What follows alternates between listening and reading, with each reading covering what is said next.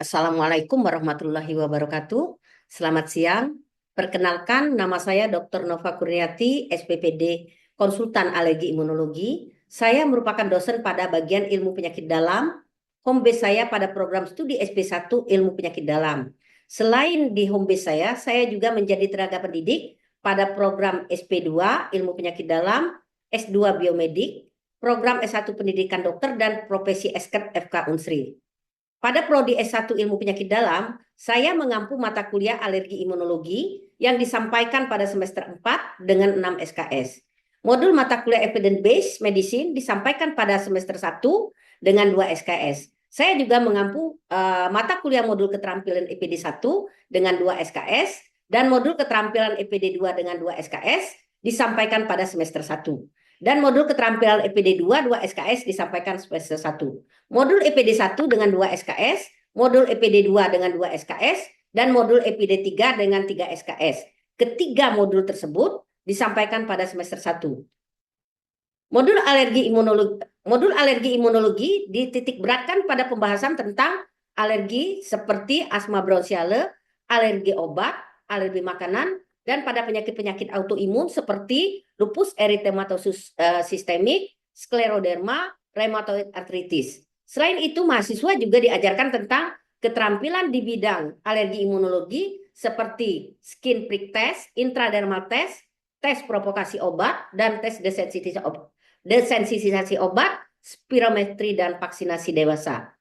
Pada program studi SP2 Ilmu Penyakit Dalam, saya mengampu mata kuliah materi dasar umum ilmu kedokteran dengan jumlah SKS mata kuliah 7, mata kuliah materi dasar ilmu penyakit dalam dengan jumlah SKS 2. Kuliah saya ini menggunakan metode delivery interaktif dan assessment. Video saya ini saya buat untuk memenuhi syarat mengusulkan sertifikat dosen atau SERDOS pada pengusulan SERDOS Juli 2025. Baiklah, mari kita mulai perkuliahan kita pada pagi ini dengan topik bahasan reaksi hipersensitivitas tipe 1 dan reaksi anafilaksis.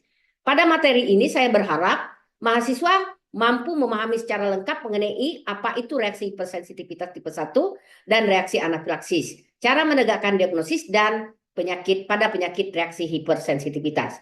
Mahasiswa menjelaskan bagaimana manajemen penata laksanaan dan komplikasi penyakit reaksi hipersensitivitas dan reaksi anafilaksis. Mahasiswa juga mampu melakukan tindakan awal penyakit alergi imunologi. Mahasiswa diharapkan mampu merancang manajemen preventif, promotif, kuratif, dan rehabilitatif baik di rumah sakit ataupun di komunitas. Sistem pembelajaran yang saya terapkan yaitu pembelajaran secara daring melalui Zoom maupun luring atau tatap muka atau hybrid. Metode pembelajaran digunakan pada mata kuliah alergi imunologi yaitu melalui pemaparan materi, perkuliahan dengan PowerPoint dan diskusi interaktif.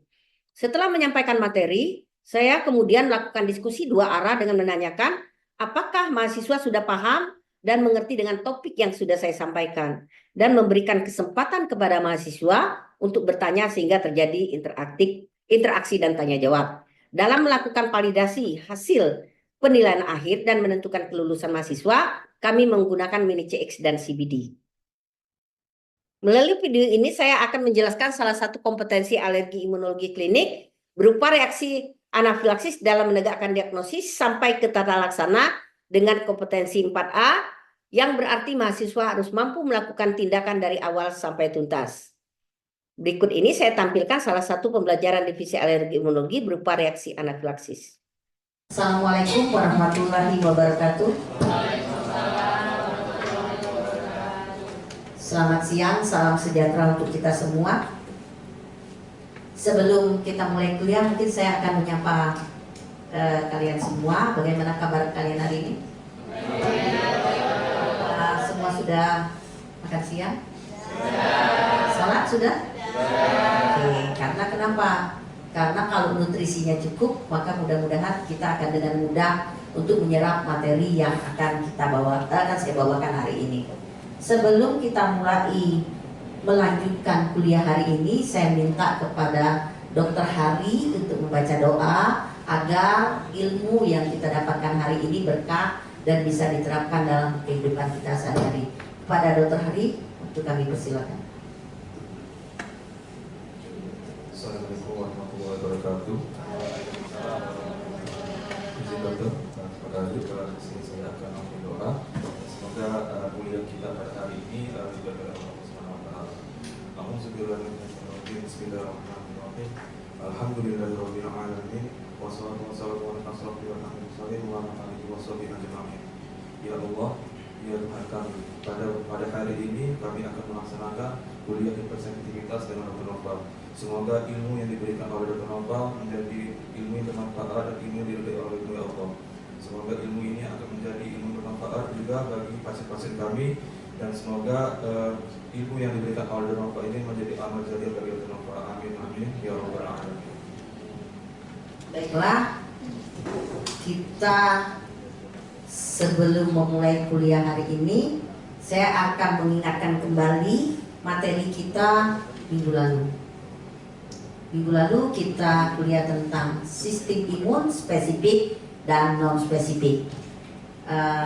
Ada yang masih ingat kira-kira apa yang masih diingat dari materi kuliah yang lalu? Ya, silakan tunjuk tangan. Ya, Dr. Monica silakan.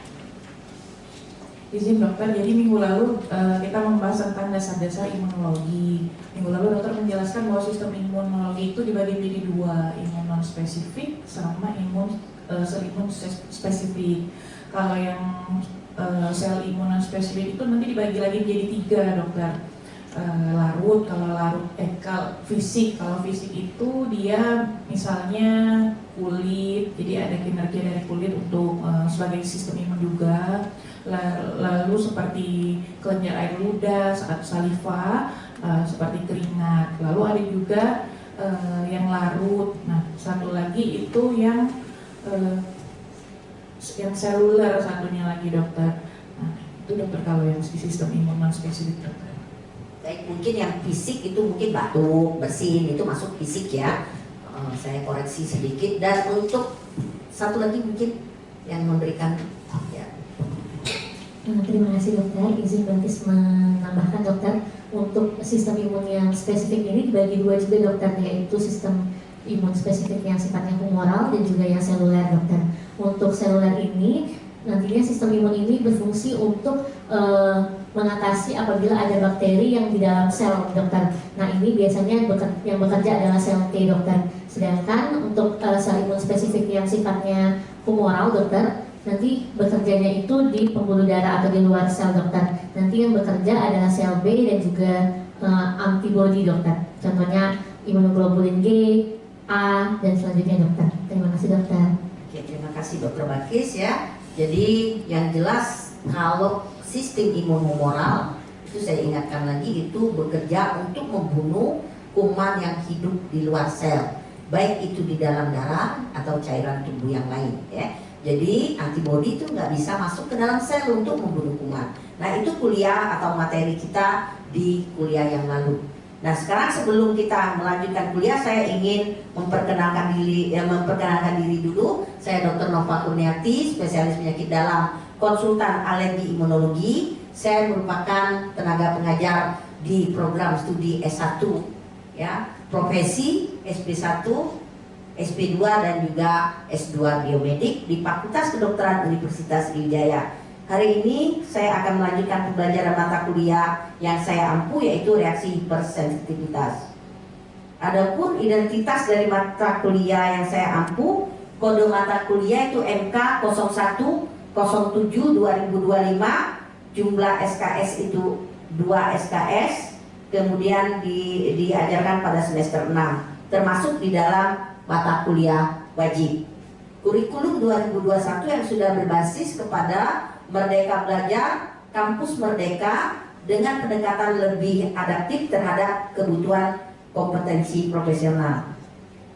Sebelum kita masuk ke materi hari ini, saya ingin bertanya, apakah kalian pernah mendengar tentang reaksi hipersensitivitas? Ya, silakan. Dr. Sani mungkin. Jadi reaksi hipersensitivitas itu biasanya memang sering terjadi. Sebenarnya itu adalah suatu reaksi protektif untuk tubuh terhadap suatu antigen Tetapi karena ini adanya peningkatan reaksi sehingga hasil yang diharapkan terkadang merugikan untuk tubuh dokter. Mohon koreksi dokter. Ya silakan. Mungkin satu lagi yang mau memberikan sebelum kita mulai dulu. Hipersensitivitas itu merupakan peningkatan reaktivitas atau sensitivitas terhadap antigen yang pernah dipajankan atau dikenal sebelumnya oleh tubuh orang itu sendiri. Mungkin itu tambahan dari saya. Baiklah. Mata kuliah reaksi hipersensitivitas itu akan membahas tentang mulai dari definisi, klasifikasi, patofisiologi hingga contoh dari masing-masing reaksi hipersensitivitas. Mata kuliah ini bertujuan agar peserta didik itu memahami mengenai reaksi hipersensitivitas dan mampu mengenali dan membedakan tata laksana serta komprehensif dan profesionalnya. Kita fokus pada hari ini tentang reaksi hipersensitivitas. Ya, seperti tadi definisi. Jadi reaksi hipersensitivitas itu hiper itu lebih kan. Jadi reaksi yang berlebihan sistem imun tubuh kita terhadap baik itu yang dari luar antigen ataupun yang dari dalam. Ya, jadi kalau dari dalam dia jadi autoimun. Ya, pembagian reaksi hipersensitivitas itu berdasarkan waktu. Jadi berdasarkan waktu dia ada yang reaksinya cepat. Jadi kalau cepat itu biasanya terjadi kurang dari 2 jam. Jadi 0 sampai 2 jam ya. Itu reaksi berdasarkan waktu. Kemudian intermediate. Kalau intermediate itu sampai 24 jam. Jadi patokan kita kalau dia ini contohnya mungkin bisa seperti reaksi hipersensitivitas pada transfusi ya, pada SLE contohnya. Kemudian ada yang reaksi lambat. Reaksi lambat ini disebut juga dengan delayed type hipersensitivitas, biasanya tipe 4. Di sini biasanya yang bekerja adalah sel T dan makrofag. Jadi di situ tidak ada antigen yang bekerja. Nah, pembagian reaksi hipersensitivitas menurut Jen dan Kom itu terdiri dari 4. Ya, jadi reaksi hipersensitivitas tipe 1 dan 3 dianggap sebagai reaksi hipersensitivitas humoral. Kenapa humoral? Karena baik 1, 2 ataupun 3 itu akan terbentuk imunoglobulin atau antibodi. Ya. Kemudian reaksi hipersensitivitas tipe 4 itu disebut seluler karena di situ tidak terbentuk antibodi. Jadi di 4 tidak terbentuk antibodi. Nah, ini reaksi hipersensitivitas tipe 1 itu disebut dengan reaksi anafilaksis ya. Jadi di sini yang terbentuk adalah imunoglobulin E. Ya, imunoglobulin E itu akan mendudukkan reseptornya di sel mas. Ini sel mas. Jadi dia punya reseptor Fc gamma epsilon reseptor ya yang akan menduduki reseptornya di sel mas. Apabila jumlah daripada IgA ini cukup, maka sel mas akan degranulasi atau pecah. Degranulasi dari sel mas itu akan mengeluarkan mediator inflamasi, antara lain adalah histamin. Nah, histamin inilah yang akan menduduki reseptornya di tergantung penyakit. Jadi kalau penyakitnya contoh manifestasinya adalah reaksi anafilaksis, rinitis alergika, asma bronchiale, urtikaria. Ya, jadi kalau misalnya asma bronchiale berarti histamin yang keluar dari sel mas tadi akan menuju bronkus. Dia akan menduduki reseptornya di bronkus dan menyebabkan terjadinya bronkokontriksi ya. Ini apabila itu adalah asma. Kemudian kalau tipe 2 ini umumnya yang berperan adalah IgG atau IgM, imunoglobulin G atau M, di mana ya biasanya IgG atau IgM yang terbentuk itu adalah terhadap sel. Jadi kebanyakan ini pada penyakit autoimun. Contohnya adalah anemia hemolitik autoimun, idiopathic thrombocytopenia purpura, di mana IgG dan IgM itu terbentuk terhadap sel darah merah pada anemia hemolitik autoimun. Nah, kemudian terbentuklah kompleks imun antara ya antibodi yang terbentuk dengan sel darah merah. Karena sel darah merah itu dianggap non seller. ya, sehingga dia disebut autoimun. Nah, ini kompleks ini kemudian akan dihancurkan oleh sel fagosit, dalam hal ini bisa NK sel. Nah, proses ini disebut dengan ADCC, antibody dependent cell cytotoxicity. Nah, mekanisme kedua adalah terjadinya aktivasi daripada komplement. Nah, komplement yang teraktivasi itu nanti akan mengaktifkan jalur komplement, akhirnya sel 8C9 yang aktif. Itu akan menyebabkan membran attack kompleks. Nah, sehingga sel darah merah itu menjadi di bolong-bolong hipermaraton, sehingga jadi hancur. Nah, itu yang menyebabkan litik daripada sel. Yang ketiga itu adalah kompleks imun. Itu yang terbanyak pada contohnya adalah SLE, ya, rheumatoid arthritis, glomerulonefritis. Ini adalah terbentuknya kompleks antigen antibody. Biasanya antibodinya adalah autoantibody. Contohnya pada SLE itu adalah intisel, dsDNA, itu dianggap oleh sistem imun tubuh kita sebagai non-seller, sehingga tubuh membentuk antibodi terhadap intisel. Itu yang kamu periksa anak. Jadi anak itu adalah anti nuklear antibody. Anti dsDNA adalah anti dsDNA atau antibodi terhadap dsDNA. Dia akan membentuk kompleks imun masuk ke dalam aliran darah, sehingga les itu disebutlah sistemik. Kenapa sistemik? Karena kompleks imunnya masuk ke dalam aliran darah dan dia akan mengendap dimanapun dia nyangkut. Kalau dia mengendap di vaskular, jadilah vaskulitis. Mengendap di membrana basalis, jadilah lupus nefritis. Mengendap di kepala akan menyebabkan NPSLE. Itu manifestasi daripada endapan kompleks imun di jaringan. Sama patofisiologinya, dia akan menyebabkan aktivasi daripada komplement. Komplement itu akan, kalau aktivasi komplement ada 3 hal yang terjadi.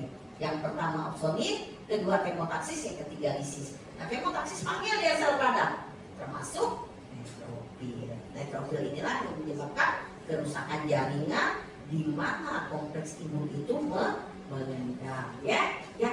Mungkin ini adalah tipe-tipenya tadi ya. Jadi tipe 1, tipe 2, tipe 3. Ya, tadi sudah saya jelaskan bagaimana imunoglobulin ini berperan.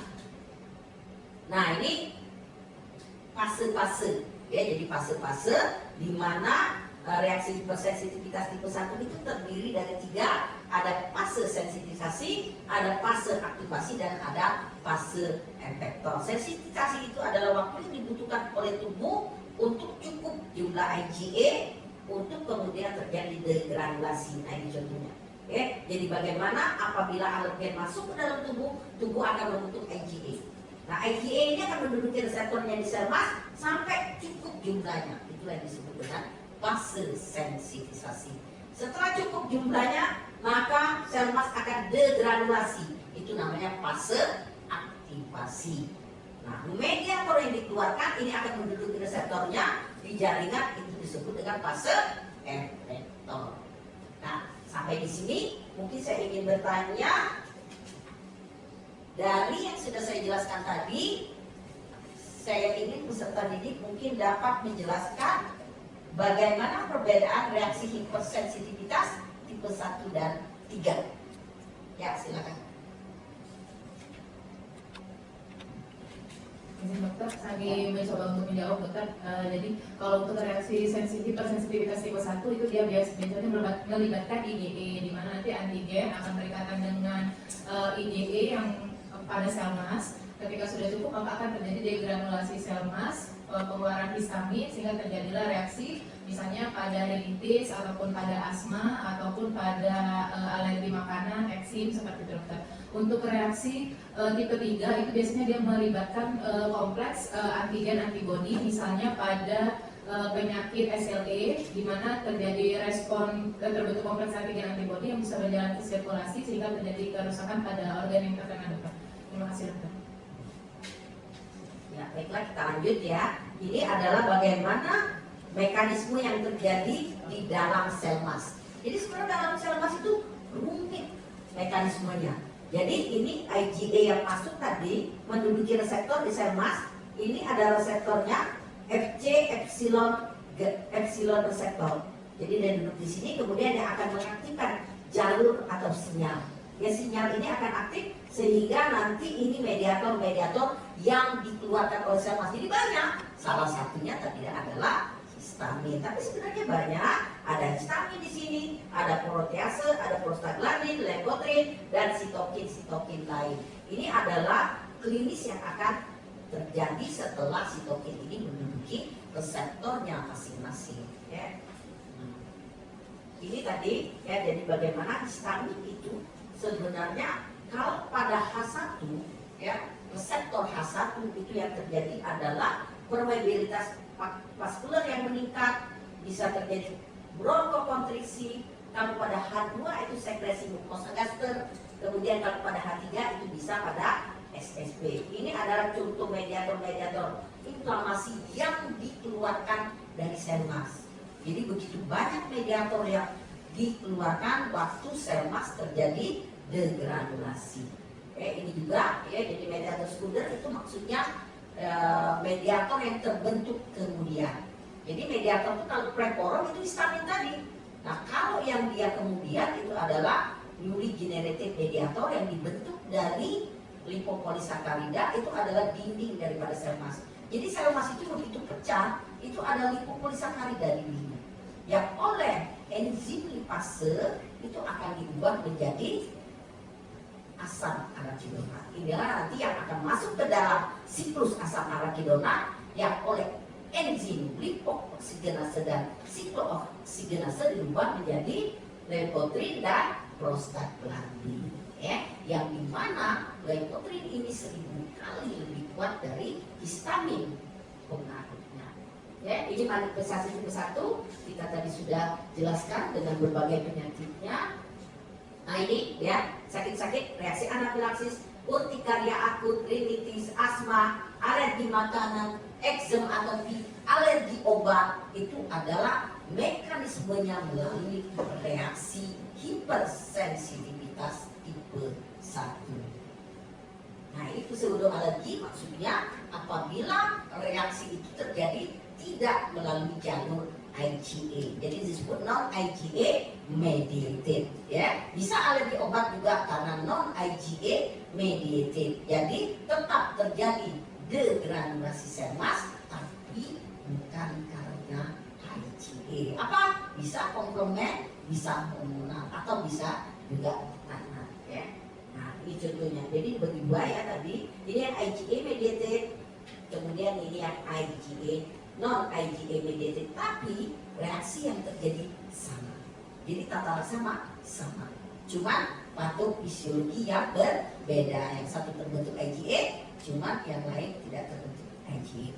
Tapi kalau yang non IgA mediated berarti kita tidak bisa menterapi obat monoklonal antibody anti IgA. Jadi yang IgA mediated kita bisa kasih obat ya. Bukan antihistamin, monoklonal antibody anti IgA, omalizumab. Jadi kalau nggak ada IgA, nggak ada tempat untuk omalizumab. Ya. Oke, ini pemicunya. Jadi yang paling banyak biasanya obat-obatan. Bisa juga hormon, bisa juga makanan. Nah ini makanan contoh susu, telur yang tipe 1. Jadi alergi makanan masuk di tipe 1. Nah ini juga banyak ya, bermacam-macam. Nah ini tipe 2. Tipe 2 itu yang paling banyak pada kejadian yang kita hadapi sehari-hari adalah anemia hemolitik autoimun, ITP atau reaksi transfusi. Tipe 2 ada nggak? Alergi obat? Ada. Ya, ada alergi obat tipe 2. Oke, nah ini contohnya. Ya, contohnya ini seandainya ini sel darah merah, ini antibodi terhadap sel darah merah, bentuk kompleks imun, kemudian disease oleh komplement. Oke. Ya, ini reaksi transfusi. Ya ini anemia hemolitik, ini tipe 3. Tipe 3 tadi yang banyak kita hadapi adalah reaksi SLE, ya, reaksi kompleks imun atau endapan kompleks imun ya. Nah ini endapan kompleks imun, jadi kompleks imun tadi yang beredar akan menyebabkan kerusakan ya. Ini banyak penyakit lain seperti rheumatoid arthritis, vaskulitis, itu adalah mekanismenya melalui reaksi hipersensitivitas tipe 3 termasuk glomerulonephritis post infeksi streptococcus ya. Oke, yang tipe 4 Ya, tipe 4 yang paling banyak adalah dermatitis kontak. Ya, dermatitis kontak itu adalah tipe 4. Di sini tidak ada antibodi, jadi yang bekerja adalah CD8 dan makrofag. Ya. Nah, ini disebut juga the lifetime hypersensitivitas. Ya. Oke, ini contohnya. Tapi termasuk juga yang kontak itu misalnya memakai jam, anting-anting, pakai peacock, lipstick, itu masuk di reaksi hipersensitivitas tipe 4 ya. Nah, ini nama lainnya bisa juga T-cell mediated cytolysis ya, tapi yang kerja tetap CD8 dan makrofag. Ini contoh-contoh penyakitnya. Nah, saya rasa materi saya cukup sampai di sini. Sebelum saya akhiri, saya memberi kesempatan kepada 1 atau 2 orang untuk bertanya tentang materi ini. Jadi kalau ada yang kurang jelas dari yang mana saya jelaskan tadi, silakan bertanya. Izin bertanya untuk yang tadi kan dokter sudah menjelaskan untuk tipe sensitivitas tipe 1, tipe 2, tipe 3 maupun tipe 4. Salah satu yang paling banyak ini seperti itu dok ya. Nah, untuk evaluasi setelah pengobatan untuk tipe 1 itu apakah bagaimana? Terima kasih. Jadi kalau tipe 1 itu tergantung manifestasinya ya. Jadi kalau asma, ya evaluasinya spirometri atau klinis. Ya biasanya kita evaluasi per bulan. Jadi klinis, sesaknya gimana? Nah kalau yang mudah kan ACT, pakai asma control test. Ya lebih mudah. Jadi nilainya terkontrol, tidak terkontrol atau terkontrol sebagian. Spirometri boleh juga spirometri, tapi biasanya kita tidak lakukan spirometri setiap pasien datang. Biasanya spirometri kita lakukan setiap 6 atau 6 bulan atau 1 tahun. Apakah IgA-nya perlu kita periksa? Nggak perlu kita monitor setiap saat. Boleh nggak kita cek ulang? Boleh, kalau setelah 1 tahun. Nah, tiap bulannya kontrol, kita mesti kontrol IgA. Jadi laboratorium itu tidak perlu kita periksa setiap saat. Kecuali ada hal yang mendesak. Tapi klinis itu lebih penting. Jadi sebagai klinisi kita lebih menilai bagaimana sesaknya. Kita lebih nilai itu. Nah untuk menilai itu kita punya ACT. ACT itu ada 4 pertanyaan question yang kamu ajukan ke pasien terbitas. Nah, ini kita nilai. Nah, kalau misalnya untuk, itu tipe 1 yang ditanya ya, tergantung penyakitnya. Jadi, oke, silakan. Masih ada 1 kesempatan lagi, 1 pertanyaan.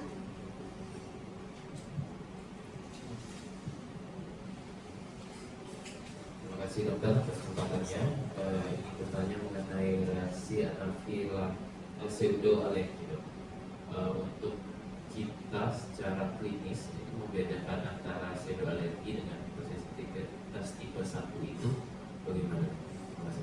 Tadi dokter bilang kalau klinis kita nggak ada perbedaan antara non IgA dengan IgA mediated. Tapi obat misalnya untuk obat-obat seperti kontras, obat-obat seperti aspirin atau Priel ACE itu adalah obat-obat yang tidak dibentuk IgA. Jadi itu adalah berdasarkan teori. Jadi kalau misalnya kontras, kita udah tahu kalau mau kasih kontras, obat ini tidak IgA mediated, dia non IgA mediated. Jadi nggak ada memori ya, fase sensitisasi nggak ada. Sekali kamu kasih langsung blood shock anafilaksis. Nah cuma itu. Tata laksana sama, cuma beda di patofisiologi. Ya mungkin berhubung waktu ya, saya hanya memberikan 2 kesempatan. Saya beri tugas ya untuk kali ini, jadi saya harapkan seluruh peserta didik membuat ringkasan ulang tentang apa yang saya kuliahkan tadi, kemudian melakukan review terhadap 1 jurnal penelitian terbaru tentang reaksi hipersensitivitas. Dan tugas ini dikumpulkan dalam format PDF melalui LMS sebelum pertemuan yang akan datang. Sebelum kita tutup, saya ingin mengingatkan bahwa sebagai calon dokter spesialis penyakit dalam, ilmu alergi imunologi ini cukup penting untuk diketahui dan dipelajari, di mana nanti ilmu ini akan bermanfaat buat kita setelah nanti kalian bekerja di lapangan. Jadi mengetahui bagaimana tata laksana alergi obat, bagaimana tata laksana reaksi transfusi, bagaimana tata laksana misalnya pasien dengan anemia hemolitik. Jadi kita jangan hanya menjadi dokter yang tahu, tapi jadilah dokter yang paham, peduli, dan bertindak. Terus semangat belajar, dan jadilah dokter yang tidak hanya terampil tetapi juga bijaksana. Ya, sebagai salam penutup, terima kasih atas perhatian kalian semua. Saya tutup dengan wassalamualaikum warahmatullahi wabarakatuh.